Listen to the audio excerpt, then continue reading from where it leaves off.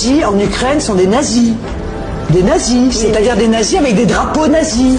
Mais encore une fois, l'histoire nous donnera raison. C'est pas grave, je vois qu'il y a des gentils nazis, hein, quand ils sont ukrainiens, ils sont gentils, et des méchants nazis.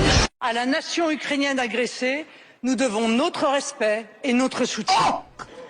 En effet, c'est d'abord grâce à la résistance héroïque du peuple ukrainien que la Troisième Guerre mondiale doit être fomentée en utilisant les divergences que les agents des Illuminati attiseront entre les sionistes politiques et les dirigeants du monde musulman.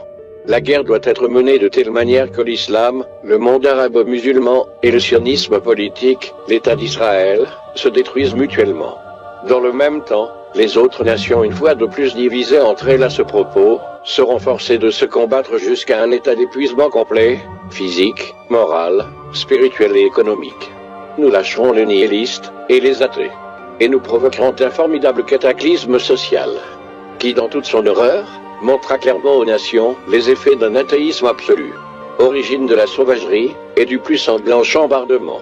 Puis tous les citoyens, obligés de se défendre même contre une minorité de révolutionnaires dans le monde, ils extermineront ces destructeurs de la civilisation et les masses déçues par la chrétienté, dont les esprits déistes seront à partir de ce moment sans boussole, à la recherche d'un idéal, sans savoir vers quoi tourner son adoration. Recevront la vraie lumière grâce à la manifestation universelle de la pure doctrine de Lucifer, enfin révélée aux yeux de tous. Manifestation qui suivra la destruction de la chrétienté et de l'athéisme, simultanément soumis et exterminés en même temps.